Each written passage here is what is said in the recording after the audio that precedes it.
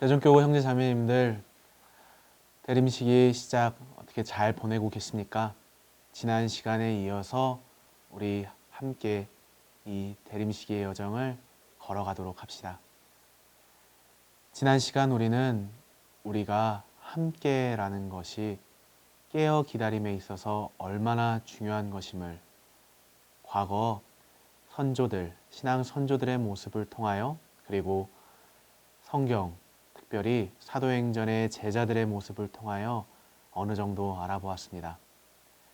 함께라는 말이 그리고 함께 깨어 기다린다는 것이 우리 삶에 있어서 그렇게 어색하게 다가오지 않았었는데 코로나19라는 위기 안에서 우리에게 이제는 어색하기만 그리고 두렵게만 여겨지고 있습니다. 하지만 이 위기, 이렇게 어색하게만 여겨지고 두렵게만 여겨지는 이 위기 속에서도 우리는 희망을 잃지 않기로 합시다. 사도행전의 제자들이 바로 그 모습을, 그 해답을 찾아줄 것이기 때문에 그렇습니다. 사도행전의 제자들, 특별히 베드로를 비롯한 예루살렘의 제자들, 점점 커져가는 그 교회 공동체 안에서 함께함을 느꼈습니다. 함께함이 주는 기쁨을 느낀 것이죠. 하지만 그들도 위기가 왔습니다. 유다인들의 박해가 본격적으로 시작된 것이죠. 특별히 스테파노 부제 순교를 시작으로 점점 박해가 커져갔습니다. 더 이상 모여 있을 수 없게 된 것입니다. 모여 있기만 한다면 박해자들이 와서 잡아가고 그들을 감옥에 넣고 또 죽이기까지 하였기 때문에 그렇습니다.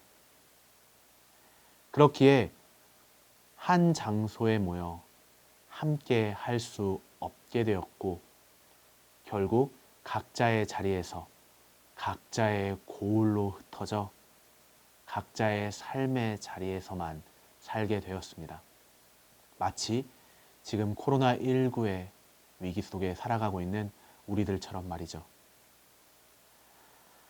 함께 할 수 없게 되었고 함께 깨어 기다리는 것이 너무나도 어려운 상황, 서로가 서로에게 도움을 주는 그 시기가 아닌 이제 홀로 서야 하는 시기가 된 것입니다. 이에 사도행전 8장 1절에서 2절의 말씀을 여러분들에게 들려드리도록 하겠습니다. 그날부터 예루살렘 교회는 큰 박해를 받기 시작하였다. 그리하여 사도들 말고는 모두 유다와 사마리아 지방으로 흩어졌다. 흩어졌다. 성경은, 사도행전은 이렇게 전합니다. 마치 우리의 모습과도 같아 보입니다. 하지만 그럼에도 불구하고 사도행전의 제자들은 희망을 잃지 않았습니다. 그럼에도 함께 깨어 기다리려고 많은 노력들을 하였습니다. 어떻게 그럴 수 있었을까요? 어떻게 이 위기를, 그 위기를 이겨낼 수 있었을까요? 흩어졌다고 하는데, 떨어졌다고 하는데, 박해가 멈춘 것도 아닌데, 어떻게 가능했을까요? 사도행전 제자들의 그 발걸음에 우리도 동참해 보도록 합시다. 함께 나아가 보도록 합시다. 저는 먼저 사도행전 8장 4절의 말씀을 우리 형제자매님들에게 전해드리고 싶습니다. 사도행전 8장 4절은 이렇게 이야기합니다. 한편 흩어진 사람들은 이곳 저곳 돌아다니며 말씀을 전하였다. 참으로 놀라운 일입니다. 흩어졌는데, 이곳 저곳으로 흩어졌는데 그곳에서도 말씀을 전하였습니다. 그럼에도 불구하고 그들은 희망을 잃지 않았던 것입니다. 그리스도를 따르는 우리 제자들은 좌절하기보다는 희망하며 살아갔다는 것입니다. 자신이 나아가는 자리에서 주님의 말씀을 전하고 그 말씀으로 살아갈 수 있도록 사람들에게 희망을 전한 것입니다.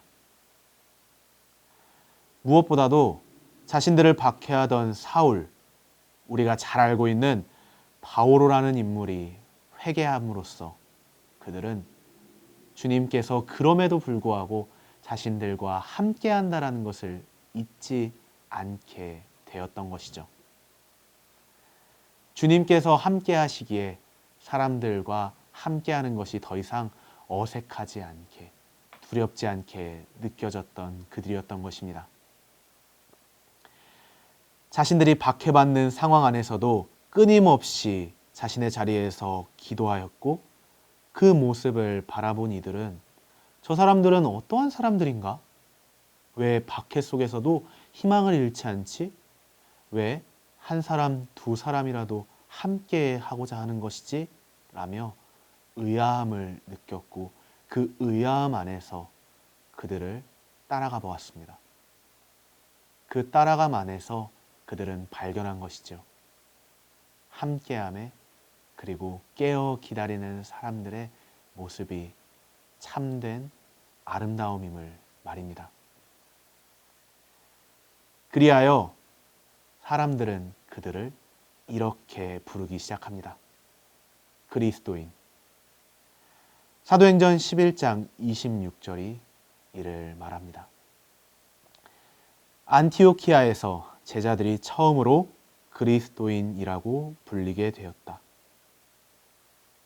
뿔뿔이 흩어진 곳, 함께 모여 있을 수 없기에 흩어진 그곳에서 지금 우리가 불리고 있는 그 이름으로 제자들이 불리게 된 것입니다. 놀라운 일이 아닐 수 없습니다.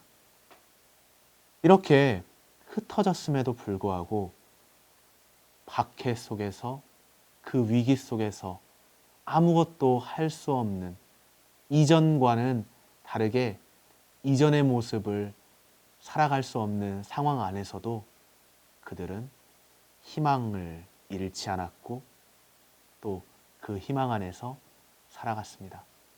오히려 더 튼튼한 기반을 얻을 수 있는 자리를 마련한 것이죠.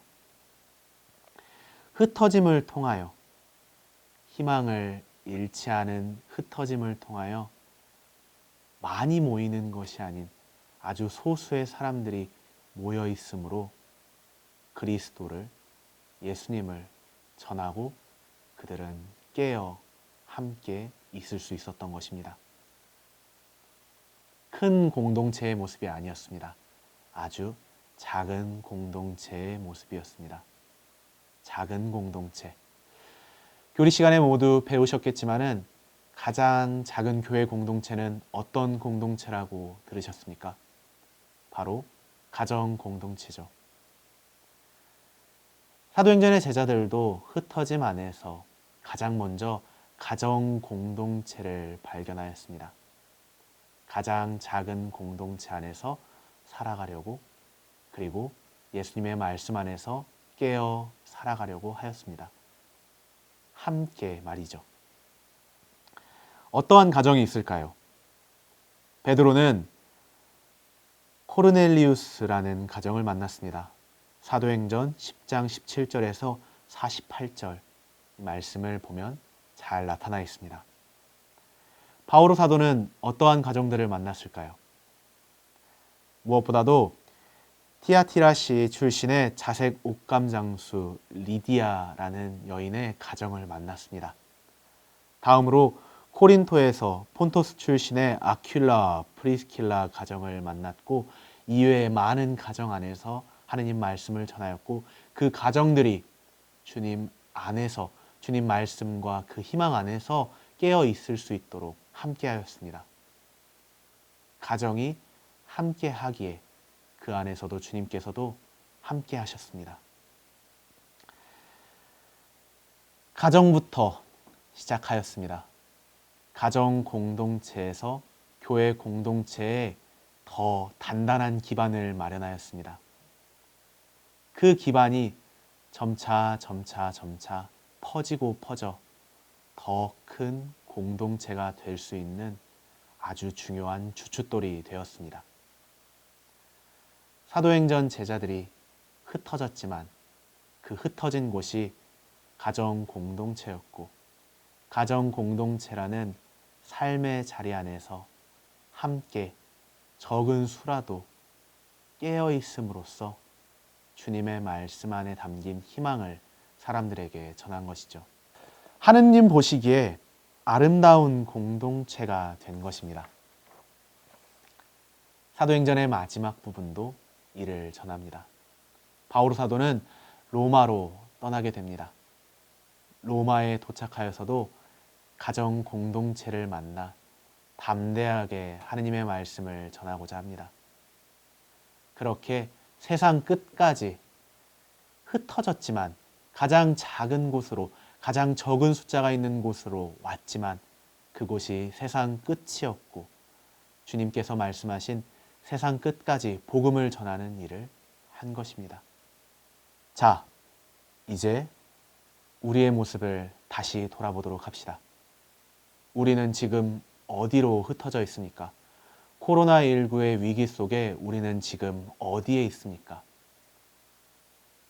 큰 성당, 성전에 모여 있을 수는 없지만, 더 많이 모여 있을 수는 없지만, 가정 공동체, 가정 교회 안에 우리는 다시금 모이게 되었습니다.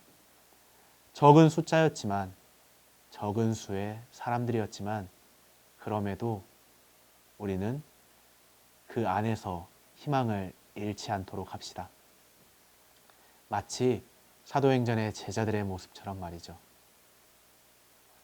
함께라는 말이 어색하지 않을 것입니다. 가족들과 함께하기 때문에 그렇죠. 가정 안에서 함께하기 때문에 희망을 잃지 않도록 합시다. 이전과는 다르게 성당 안에서, 성전에 함께 모여 그 신앙을, 큰 행사들을 할 수는 없을지라도 우리는 가정 안에서 그리스도인으로서 살아갈 수 있습니다. 마치 사도행전의 제자들처럼 말이죠. 담대하게 가정에서부터 그 희망을, 주님의 말씀을 전하도록 합시다. 그 희망을 살아가고 함께 깨어 이 시기를, 이 위기를 이겨내도록 합시다. 대전교구의 형제 자매 여러분, 코로나19는 분명 우리에게 큰 슬픔을 주었습니다. 큰 어려움을 주었죠. 하지만 우리들도 사도행전의 제자들의 모습처럼 희망을 잃지 않도록 합시다. 그들이 그럼에도 불구하고 주님께서 늘 함께 하신다는 믿음을 지니고 희망으로 자신들에게 처한 위기, 박해 속에서 아주 적은 수이지만 한 걸음씩 걸어간 그 모습을 기억하도록 합시다. 그리고 우리도 그 안에서 답을 찾도록 합시다. 아주 적은 수이지만 주님께서 함께 하시고 계시고, 가정이라는 그 가장 중요한 공동체가 바로 교회 공동체의 주춧돌이 됨을, 더 크게 발전할 수 있는 주춧돌이 됨을 우리는 기억하도록 합시다. 여러분들이 계시는 그 가정 공동체를 기초로 함으로써 앞으로 우리에게 다가오는 교회는 더 튼튼한, 그리고 주님 보시기에 더 아름다운 공동체가 될 수 있습니다. 분명 우리는 지금 흩어졌습니다. 그러나 함께라는 말은 결코 사라지지 않습니다. 주님께서 함께 하시기 때문에.